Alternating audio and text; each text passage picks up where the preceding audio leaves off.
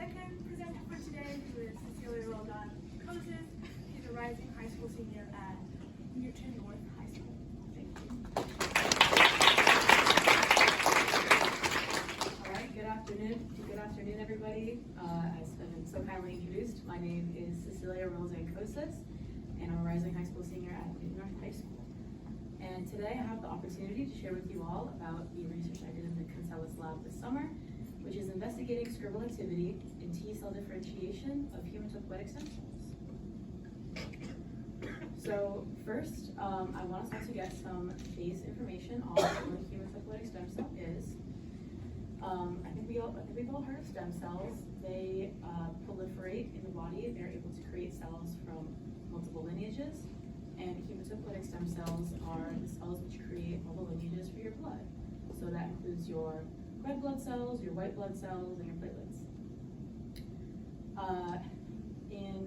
So these hematopoietic stem cells are found in your bone marrow, and they proliferate based on signals they receive from your body.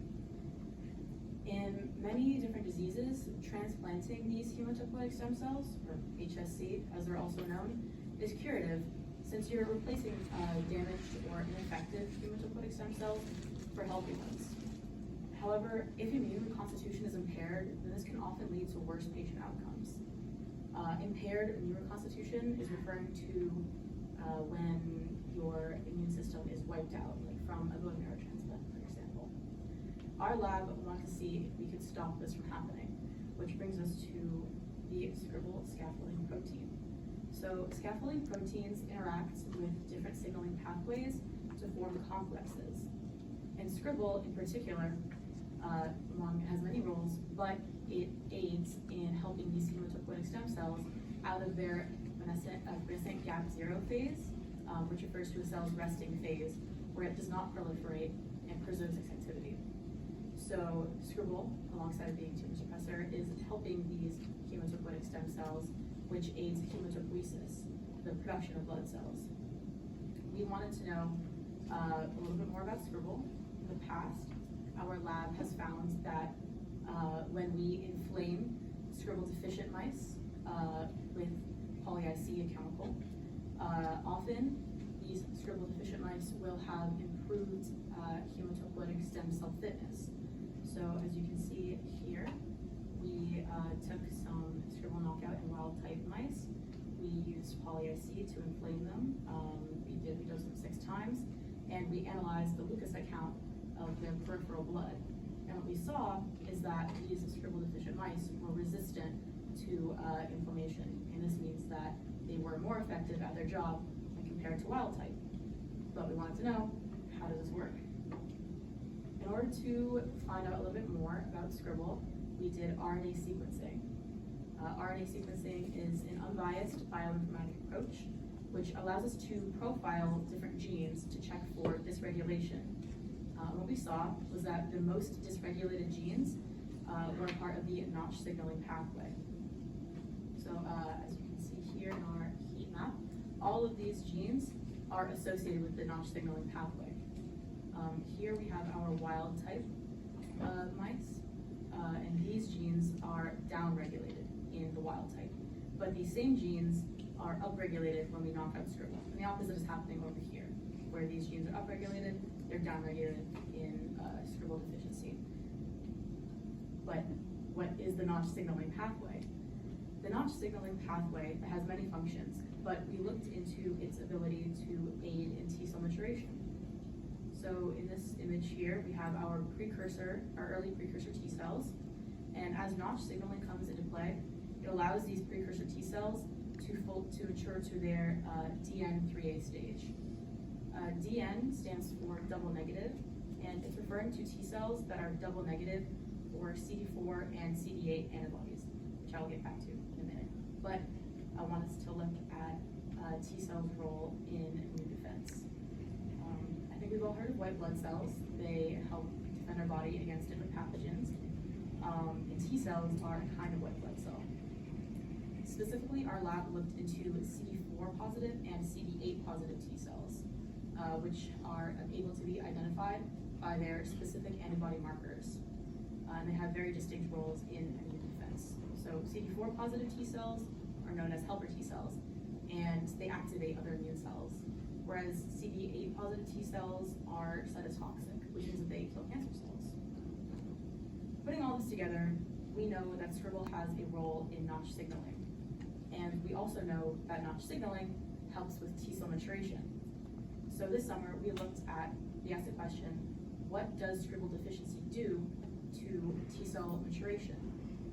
In order to answer this question, we did a co-culture of OP9 delta cells and bone marrow cells from wild type and Scribble deficient mice.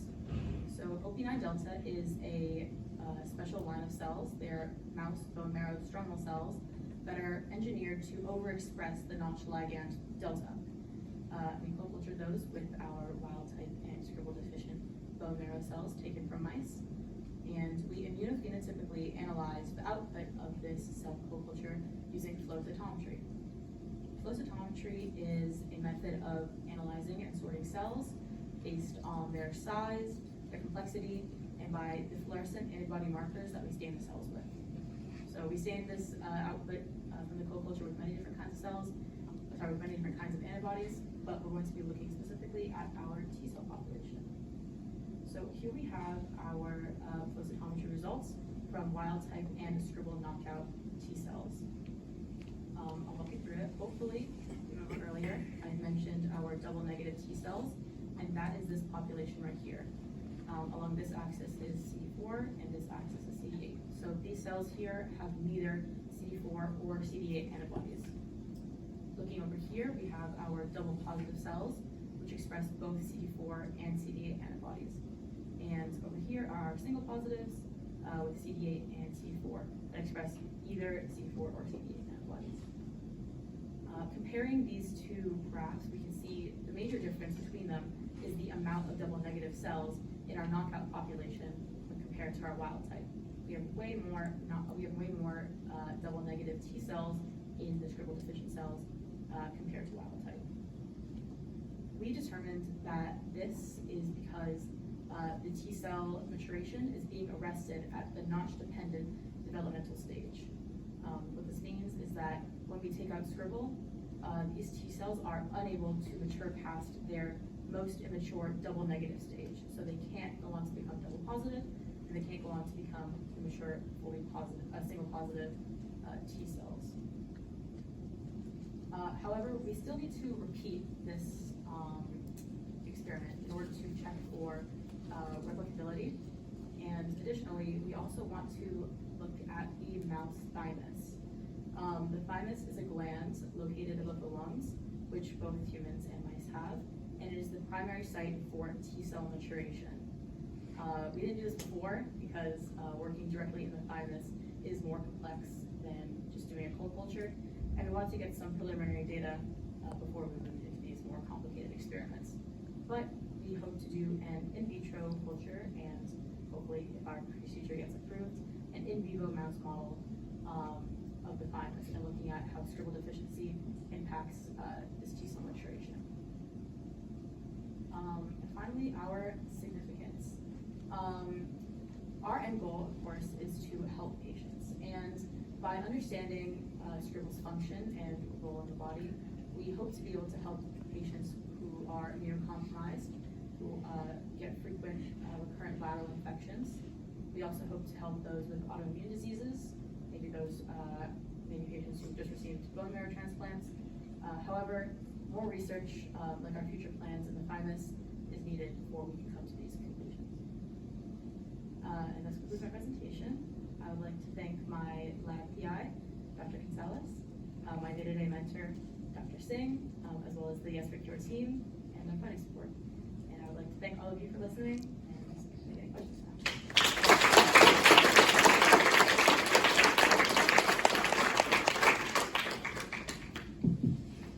So, any questions? I'll go over to Miranda first. Hi, great presentation. So I was wondering for your flow cytometry data, you saw there was a difference between the knockout and wild type of CD8s and CD4s. There's sort of a difference in those two compared to the knockout. Was this significant to your project, and if so, how? Well, so what she's talking about is we did notice that there was a slight difference in the amount of C4 positive T cells, but like I said, we need to replicate this experiment so to get more solid results. But ultimately, the most important difference between the knockout and the wild type was the amount of double negative cells. Yeah, our cell populations weren't super well defined, so hopefully we will be able to replicate this again and get more definitive results. Thank you. Any more questions?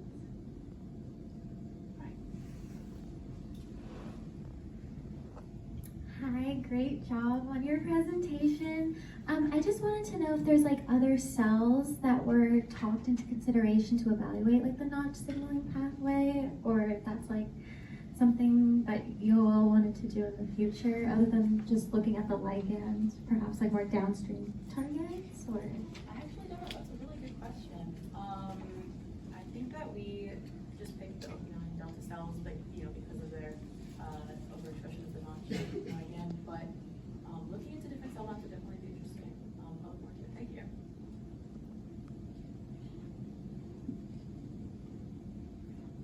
Any more questions for Cecilia? All right, if not, thank you so much. Great job.